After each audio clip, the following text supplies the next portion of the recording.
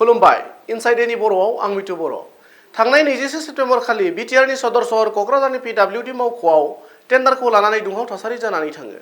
बे जाथायनि सायाव 31 नं सिडली बियाबनि एम.एल.ए जयन्त बसुमतारिया खौरां बिजोंनि गेजेरजों खेंफोरथि होयो। क'क्राझारनि एनकाउन्टारनि जाथायखौ लानानै बिटिआरनि गासै ओनसोलावनो बर' रायजोफोरा खुद्रिखांनाय हाबाफारि लाबाय थानाय समावनो थांनाय 21 सेप्तेम्बराव बिटिआरनि सदर सोहोर क'क्राझाराव थानाय पिडब्लिउडि मावख'आव एम बाथा दैदेननाय एन.एल.ए बिग्रायारि आफादनि सोद्रोमाफोरा टेन्डार होनायखौ लानानै दुंहाव थासारि खालामो। एन.एल.ए दैदेनगिरिफोरनि अजद, जों दावहा दोनथ'नायाव दंब्लाबो जोंनो सोरखारा राङारि मदद होआखै, ओंखायनो जोङो मोजां मानसिनि टेन्डार होहोनो नागिरदों। नाथाय बे टेन्डाराव गुबुना होनो नागिरदों आरो बेयाव सासे एम.एल.ए जों लोगोसे बिटिआरनि सानैसो दैदेनगिरिफोरखौ पारसेन्ट लानानै खामानि होनो नागिरनायनि अजद खालामदोंमोन एन.एल.ए दैदेनगिरिफोरा। नाथाय बिनि अजदखौ नेवसिगारनानै फिनजाथाय होना सिडली बियाबनि एम.एल.ए जयन्त बसुमतारिया ओरैबायदि बुङो। क'क्राझारनि पिडब्लिउडि एडिशनेल चिफ इन्जिनियारनि अफिसाव सालाकाथि बिटिपिएसनि CSR फान्डनिफ्राय मोनसे बिपिन दैमारि रडनि टेन्डारिं दङमोन आरो बे टेन्डारिंखौ लानानै एन.एल.ए चेयारमेन बिक्रम थामिमबा बख' आरो एन.एल.ए CNC बाथा बिथांमोनहा बे टेन्डारखौ लानानै अफिसाव हुलुस्थुल खालामदोंमोन आरो मिडियानि गेजेरजों बाथ्रा बुंनायाव जे बे बिपिन दैमारि रडनि सायाव आंखौ 15 लाख रां लादों आरो जोंनि बिटिआरनि मानगोनां बयजोंबो गनायजानाय प्रमद बर' बिथांखौ 10% बे रडनिफ्राय फैसा लादों होननानै बिथांमोना मिडियानि गेजेरजों जोंनि मुंखौ समाजनि गेजेराव माने समाजनि नोजोराव जोंखौ उन्दै खालामनो बा जोंखौ बदनाम खालामनो थाखाय मोनसे एलिगेसन लाबोदों। बेखौ आङो दिनै नोंथांनि गेजेरजों बुंगोन जे बियो टटेलि बेसलेस, बेयाव खुनु बेबायदि जेबो गैया। खुनु फोरमान बिथांमोना दङबा होथों आरो फोरमान जुदि होनो हायाबा आयेनगत भाबै बेनिबो मोनसे बेबस्था निस्सय जोङो लागोन।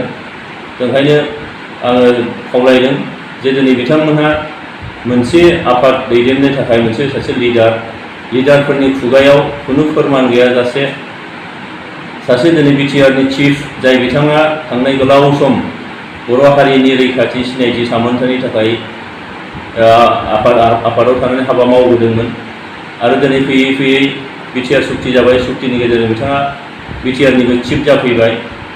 दिनै गासैबो हारि माहारिया बिथांखौ गनायदों, बिथांनि दैदेननायखौ दिनै गनायदों। दा बेबायदि सासे पपुलार सासे दैदेनगिरिखौ 10% रां लादों होननानै बांसावनाय मिडियानि गेजेरजों रायजो राजाफोरनो जे नंखाय बाथ्रा बुंनाय आरो दिनै आंखौबो बे बिपिन दैमारि रडनिफ्राय 15 लाख रां लादों होननानै जे बांसावनाय बेयो खुनु सैथोथि गैया।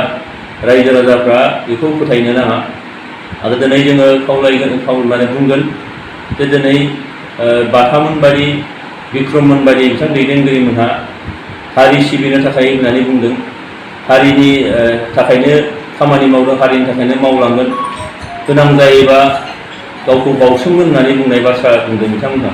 नाथाय जों नुदों जे थांनाय बर'फोरनि 50 बोसोरनि जोंनि जे सोमावसारनाय, बे सोमावसारनायनि जारिमिनाव नायोब्ला नुगोन जे जोंनि रावबो दैदेनगिरिफ्रा बे 50 बोसोराव सोरबा बबेबा मोनसे थिखाखौ लानानै बबेबा मोनसे थिखानि थाखाय सोरनिबा थिखादारनि जानानै अखालथि खालामनाय, सोरबा थिखादारनि जानानै खामानिफोरखौ नोङो बे होबथाहैनाय, बेखौ जों मालाबाबो नुबोफेराखै। बर' जारिमिनाव बे गैया।